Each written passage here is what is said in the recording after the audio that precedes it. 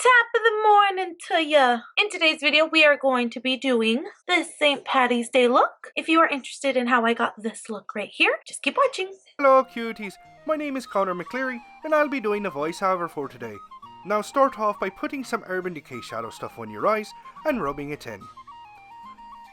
Don't even worry about a brush, you can just use your fingers, it's a lot easier. Well, never mind, I guess she wanted to use a brush anyways. It's really hard when they don't listen. So you're just going to get a nice tan colour on there, just for a nice base.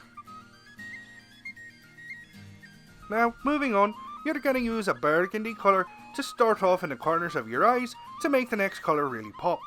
And remember, whatever you do to one eye, you're going to do to the next. Now, using a beautiful emerald green, like a 4-leaf clover picked on the grassy mountains of Ireland, you're going to start filling in the rest of your eyes, like me father fills his gut with whiskey.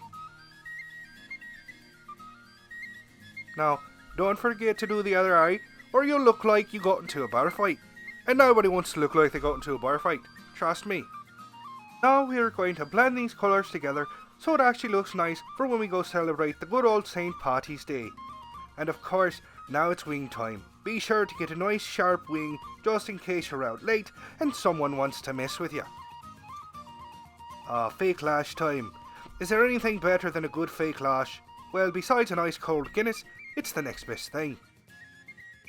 Now, because we have hooded eyes, there will be fallout, but that's very easy to clean up, so don't worry. Oh my goodness, she went blonde, and she looks stunning. Using the same beautiful green as before, you're going to line the bottom of your eyes. And last but not least, you're going to grab gold from a leprechaun, melt it down, and create a gorgeous liquid to put right in the corner of your eye. And don't forget, just because they're fake lashes doesn't mean we don't use mascara to make them look even better.